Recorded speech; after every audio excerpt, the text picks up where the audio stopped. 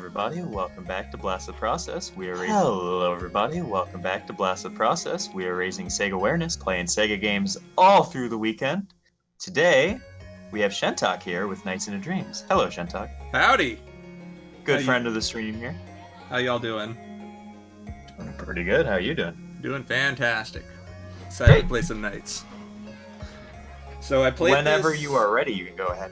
Alrighty. Let me cut you down then. 3, 2, 1, and let's go. Alright, so this is Nights into Dreams. Amazing Sega Saturn game. Controller built specifically for it. A number of other games use the 3D pad as well, but this was the game that it was designed for. Came out like in '97 or something, very late in the Saturn's lifespan, short lifespan that is. If it came out earlier, I'm sure it would have been quite the system seller. So basically, we play as the titular Knights. He's basically like a dream warden of sorts, working to bring people happy dreams. And he's enlisted the aid of Claris and Elliot to defeat the evil wise man who is taking people's dreams and turning them into nightmares for some weird reason. The story is not really all that well fleshed out.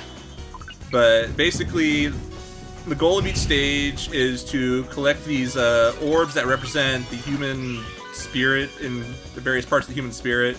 They're basically taken away in these cages, and each cage requires 20 of these blue chips in order to break. And so each stage is divided into 4 laps that you can go round and round in. And if you were to play casually, the goal would be to unlock the cage as fast as you can, then keep doing laps to build up a score. But since we want to go fast, we just want to do each lap as fast as we quickly can. And so our main form of movement is this drill attack. There's a gauge on the bottom left that drains for every second we have it active. But we can refill it by going through the different colored loops. One kind gives more than others. The yellow ones give more than the orange ones. And then there's also icons, various hidden icons that can refill it. So the first stage, very simple. It's just basically a tutorial of sorts. It's very simple, very brightly colored. Each state is like a representative of the character's dream. So now we're going to go into the first boss, Gilwing. If you're familiar with the game, you know this boss really well. He takes a while to kill. But he has a quick kill strategy that's very much intended in the game. We're going to go over down here, and we're going to do a parry loop around his tail, and that'll just instantly kill him, because it counts as doing the last bit of damage. And just like that, it's very simple. There's another way that's about 4 seconds faster, but it's kind of difficult for me to pull off. I haven't had any good attempts that would get it. And then each stage basically follows this format. And then after each stage, we hold the soft reset buttons to go back to the title screen. As after each stage, it shows like a score screen that has like your top 5 scores, and also lets you restart the stage if you choose to. But we don't want to go through that. We just want to go straight back to the title screen. And luckily, we can just buffer the inputs. And then after we beat the stage, it unlocks the next stage for the character. And there's 2 characters in this game. They each have their own unique set of stages, but both characters control exactly the same. And now we're going to Mystic Forest. One of the more challenging stages, I think. There's a ton of really cool Easter eggs on the stage. Probably won't see a whole lot of it. But in this stage, there's exactly 20 chips before, or to open the cage, which is really convenient. So basically, on the first lap, we collect 13, and then when you complete a lap, everything respawns, and so we just grab the 7 more right before it, and we just go to the left. It's a little bit faster than continuously going right. And then we're gonna be doing something similar for the second lap. There's exactly 20 orbs before the mare, or the cage. Like, everything has like unusual names. And we're going to try to be going through as many of these rings as we can, because there is no gauge refill for our drill attack in this stage, so we want to manage it as best as we can. And now for the third lap, we're actually going to go to the left, because if you go to the right, you have to take 2 laps to get enough orbs to break open the cage. So we're just gonna go backwards instead, and just do it as quickly as we can. So we go a little bit farther to grab 4 extra orbs that we couldn't get before, and take this down, and then complete the stage as normal. There is like a little enemy along the way that can shrink us if we're not careful. It's usually pretty easy to avoid, but once in a while it might be in an uncomfortable position. So this one has like a top-down section that we're going to be visiting, and there's another stage that has that as well, but we don't see it just because it causes a lot of lag.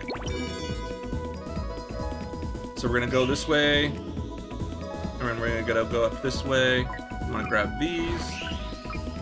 Oop. And if you saw it down there on the bottom, there's like a little car that you can sort of guide around and basically follows you. And there's like a garage you can park it in, and randomly it happens in the speedrun, but it's pretty uncommon. But if you get it in, it plays like a little jingle effect and you get a bunch of bonus points for it. But it's pretty important if you're score attacking the game, from what I understand. So now we're going to the second boss. Basically, we're like in a cylinder around it, and it's in the middle. And we just want to go through these little booster things to pass through it. I wasn't quick enough to get the first hit. You can defeat this boss in as little as 3 hits, because each hit you do while it's stunned does successive amounts of damage. But we got like the second fastest pattern you can get. Basically, if you just time your hits just right, he'll always go into a position that's pretty comfortable for you. In order to lock... Okay, so basically, one of the main goals of this game is to get a C rank as our final ranking, and we need a C rank on each of the character stages in order to unlock Twin Siege, which is the final stage. And as long as we get a C or better, we're good.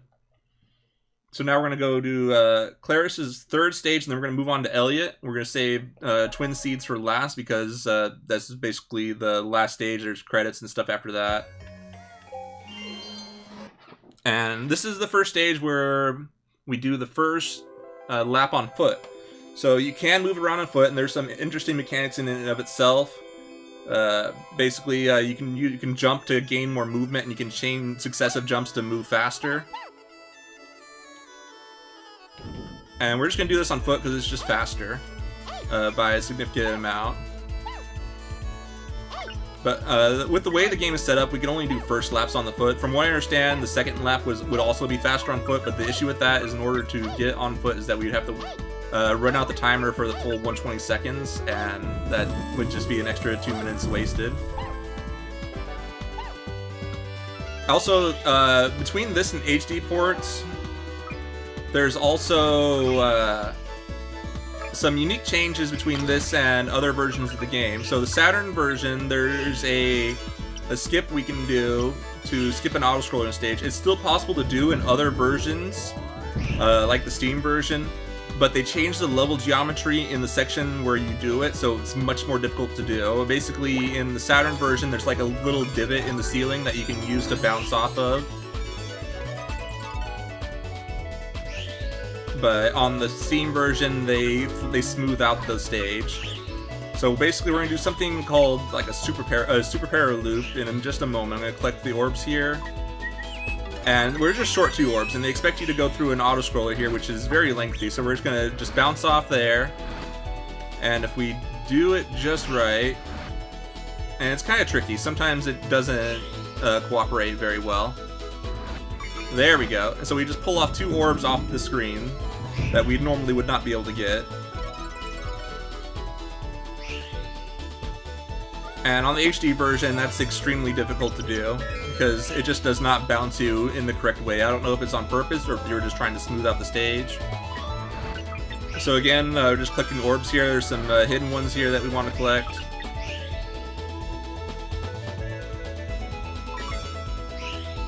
And then after this, we go to probably the most difficult boss in the game. This boss is coming up. It's called Jackal. He's like a jester of sorts. And his gimmick is that he has a cape that makes him invulnerable as long as he's wearing it. So what we first have to do is we have to grab onto him and knock his cape off, and then we can damage him as long as he does not have his cape. And we just want to dodge his cards, very easy. And optimal strats would be like to throw him vertically, but it's kind of scary like that. Yeah, like that. Because if you hit him while he has his cape, it doesn't consider taking damage, it's just basically removing his cape. So I'm just going to take this a little bit slower just because of that. And just like that, it wasn't so bad.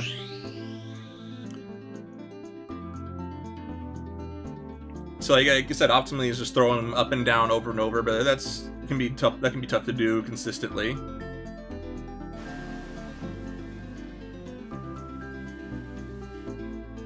So yeah, we're going to just do another soft reset. All we have to do is just hold A, B, and C and start. Nice thing about the Saturn is that soft resetting to the title screen was a mandatory by Sega. You had to be able to have a soft reset, otherwise your game did not get approved.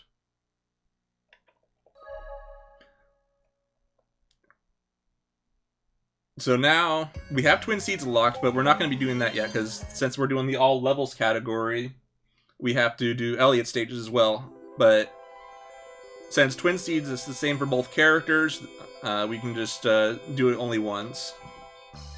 So now again, we're going to be doing the first lap on foot. It's just faster.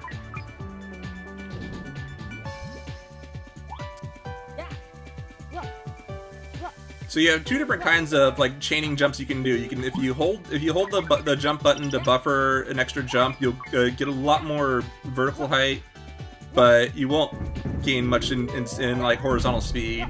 But if you tap it at the right time, you just like move really crazy fast.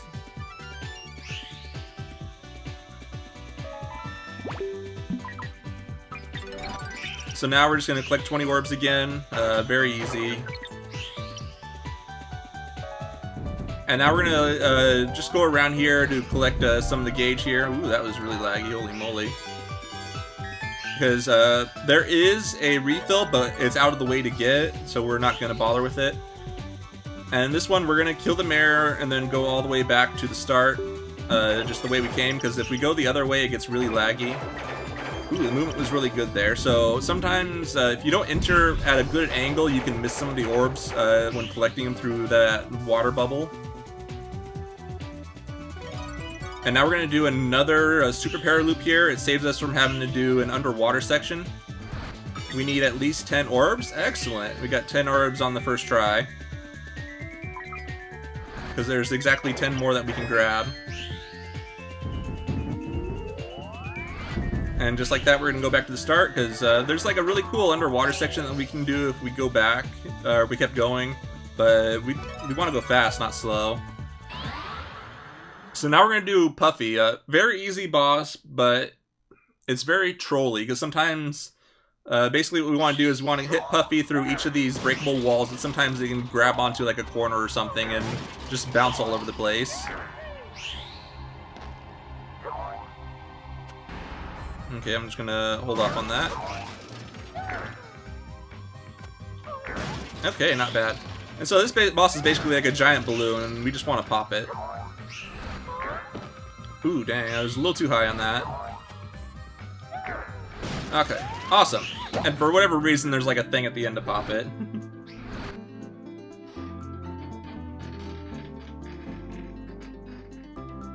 Coming up next is the winter stage. It's one of my favorites in the game. It's the only time we do an auto-scroller, just because there's no way around it. And basically, in the auto-scroller, we'll be riding a toboggan. It'll be really fun.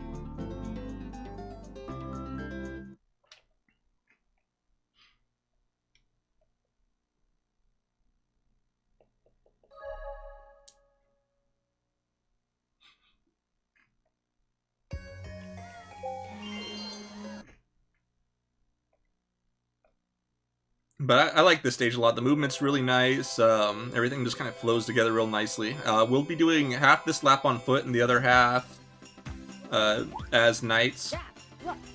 There's just like a good chunk of the orbs are down here, but not all of them. They're nicely hidden in these trees for some reason. So we only need at least 12, but you know, more never hurts.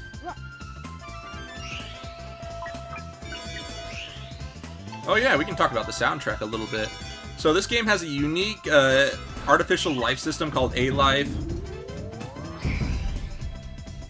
And basically it's like a precursor to Chow's and Sonic Adventure. And depending on the mood of the A-Life in this game, it can change how the music plays. So you can get have a different soundtrack experience every time you play the game.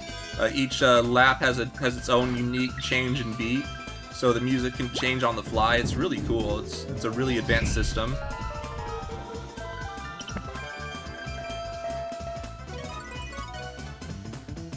So now we are going to grab a drill attack refill here. Gonna grab those orbs. A little low here. And we want at least 6. Awesome. Then there's a cage down here of 8 more. There's some more here. Grab that. Gauge refill. Ah, it was a little too high. There we go. And that'll fuel us till the end of the stage. So here we're going to be doing the only auto-scroller in the game that we have no choice but to do. It's just that there's barely any orbs available elsewhere, and there's a lot here. So Nice turns into Toboggan and Elliot gets to ride it. It's really nice. And we're going to try to hit the boosters as well. Try to grab as many as we can. Excellent. 18's a good one. No, you can get away with like as little as 16, because like there's 2 you can grab here, and then there's more that you can grab off screen with a large paraloop.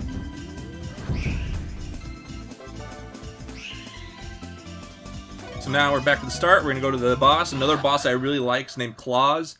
The intended way is to have him jump from things to or jump from like mouse to mouse as he blows it up, and you can drill attack through them. But you can also do paraloops around the unlit ones.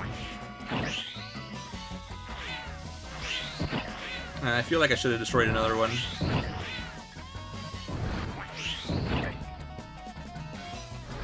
Okay, whatever.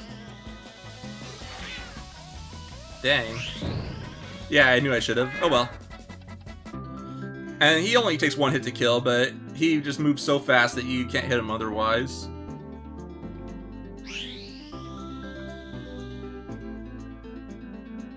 And then up next is probably the most difficult stage casually. I remember watching a lot of people, and even myself when I was a kid, struggle through it. It's a very long, difficult stage with 2 very lengthy auto-scrollers. The first one is like 40 seconds long. The second one's like 80 seconds long. It's crazy, but we're gonna skip both those. But in the speedrun setting, this is probably my favorite stage. There's like so much cool stuff going on. We're going to attempt something I call a cactus jump. We're going to jump onto a cactus and it'll allow us to move during the opening cutscene. After we get these orbs stolen from us. And I didn't get it. But that's alright. But basically, it just does some like weird stuff where Knights like gets this weird stuck animation, and then we can't do loop cancels, which I guess we haven't seen a whole lot of. And I'll talk about that in the next stage when it becomes more prevalent.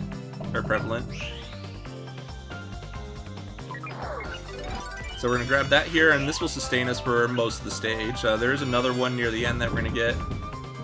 Oops, did I miss? I missed an orb. Oh well. So on this next lap, we're gonna skip the auto-scroller. There's exactly 20 orbs before the cage. And I'm just gonna make sure I get all of them because I don't want to miss a single one. And then the cage there. And if we hit, there's like that grate there. I don't know if you can see it. If we hit that, that'll start a really lengthy auto-scroller, and we don't want that at all. We just want to go all the way back to the start.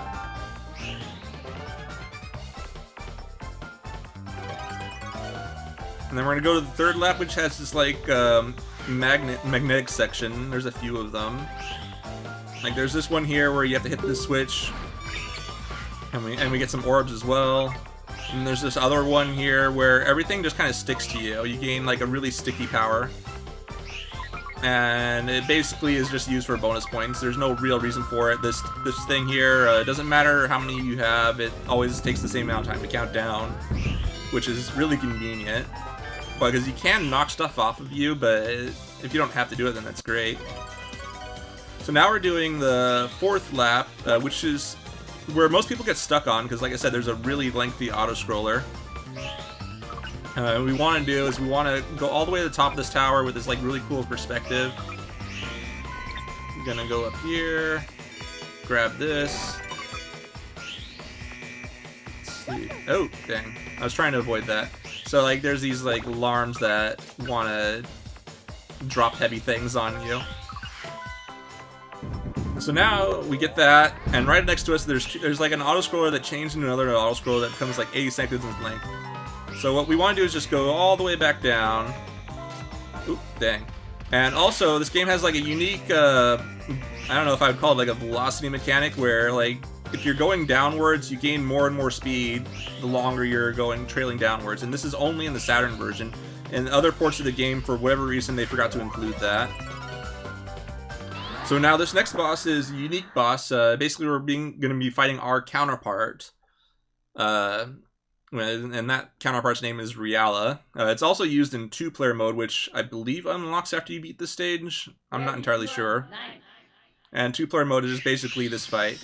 And all we need to do is just para-loop around Riala 3 times. Oop. Okay, and his goal is to para-loop around you. And the difference is that... where is he going? I lost track of him for a moment. There we go. Alright, not too bad. It was a little shaky, but it's just I lost track of where he went, because he, for whatever reason, went the other way. And so now that we cleared all the 6 regular stages, we're going to move on to Twin Seeds. Depending on which character we pick determines the ending we get, but other than that, both stages play exactly the same. There is absolutely no difference.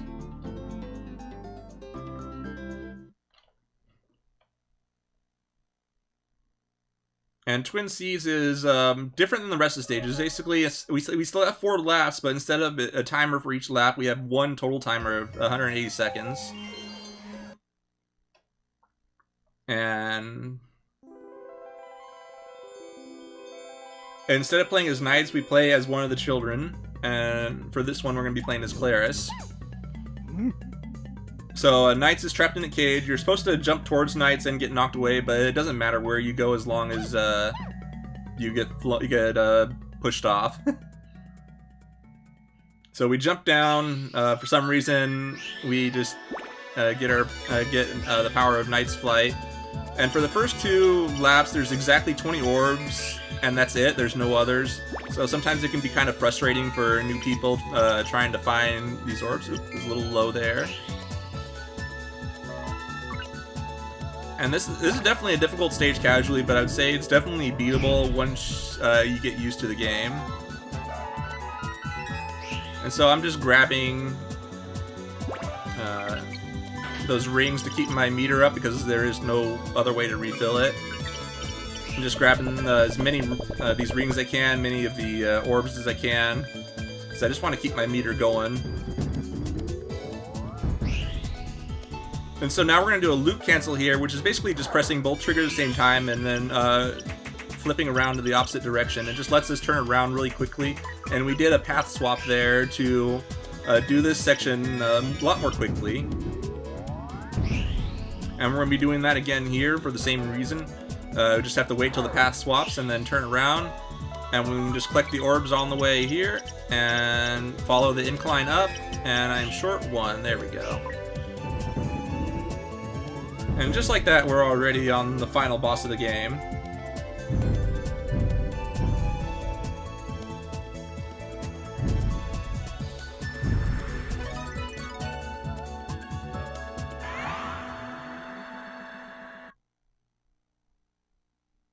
So now we're going to be fighting Wise Man, who's the big evil guy of the game. He's basically stealing people's dreams, turning them into nightmares for his own evil gain. And we got to put a stop to that. And so we both transform to knights here, both as Claris and Elliot. And this fight's unique. Basically, he has 4 different phases that he goes through. And the only way we can damage him is if both knights are touching his shield. And you can tell that by when it gets that rainbow color. So first phase, he just throws fireballs at you. Second phase, he's throwing these meteors at you. Or I guess it's somewhere like an asteroid field. And if you take too long to hit him, he'll just immediately go to another phase and it just kind of loops around. Alrighty, nice. And most of the time he has the same exact pattern, but once in a while he changes it up. It's very rare. So for the last phase, we want to dash through the middle of that. If you're not dashing, you'll get caught in the tornado. And time will be coming up very soon. Basically, the timers when the time will be like when the screen fades to white.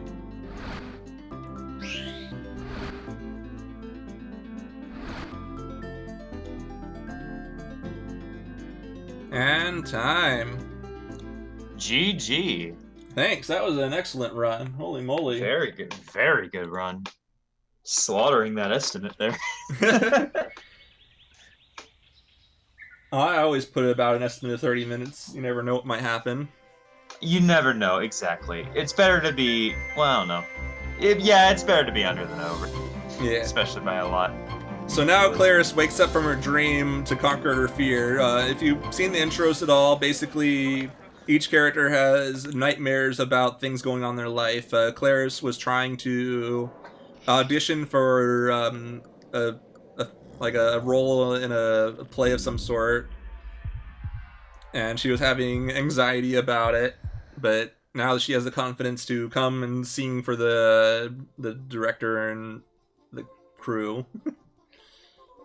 And Elliot just dunks a basketball because he's an amazing basketball player. He's the next Michael Jordan.